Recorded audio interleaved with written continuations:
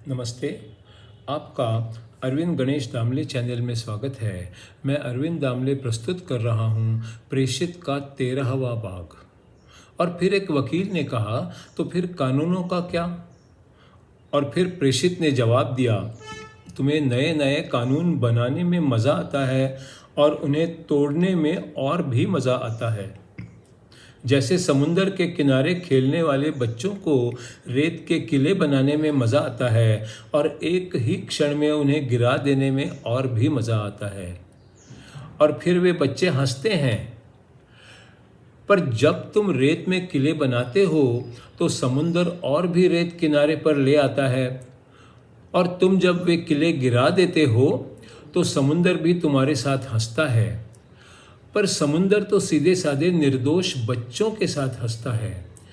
पर उन सब लोगों का क्या जिनके लिए जीवन एक समुंदर भी नहीं है और आदमी के बनाए हुए कानून रेत के किले भी नहीं हैं।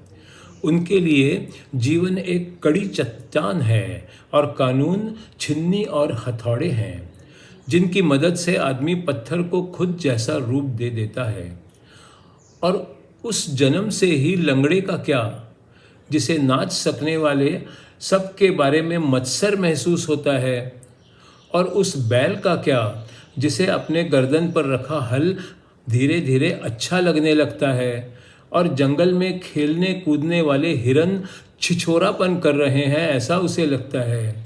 और उस सांप का क्या जो बूढ़ा हो जाने की वजह से अब अपनी केंचुली फेंक नहीं सकता, और वो फेंक सकने वाले तरुण सांपों को नंगा और बेशर्म कह के पुकारता है।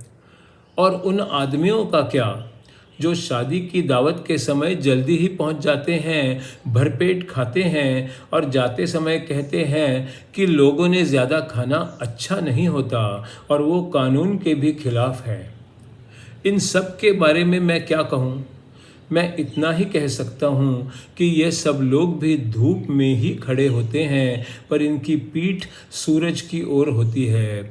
ये सब धूप में खड़े होकर खुद की छाया को देखते हैं, और उनकी छाया यही उनका कानून होता है। और उनके लिए सूरज सिर्फ छाया निर्माण करने वाला कोई एक होता है, और इसके अलावा सूरज और कुछ भी नहीं करता। और कानून मानना यानी आखिर होता क्या है? अपनी गर्दन नीचे झुका के आदमी छाया ढूंढ निकालना, इसके अलावा और क्या होता है? लेकिन तुम जो सूरज की ओर मुंह करके खड़े हो, ऐसी कौन सी ज़मीन पर दिखती हुई छाया है जो तुम्हें पकड़ के रख सके?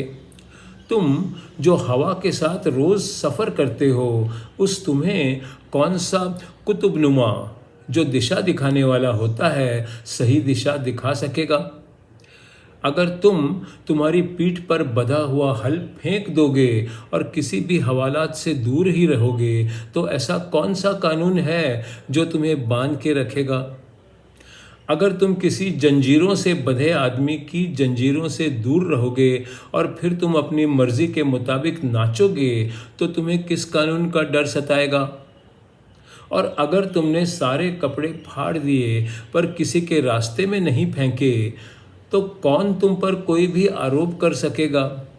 अरे ओरफालिस के नागरिकों, तुम तबला या ढोलक की आवाज़ तो बंद कर सकते हो, सितार के तार ढीले तो कर सकते हो, पर आकाश में उड़ने वाले कोकिल की आवाज़ कैसे बंद करोगे? और फिर एक नागरिक ने कहा, अब हमें स्वतंत्रता के बारे में कुछ बताएं। और फिर प्रेषित ने कहा,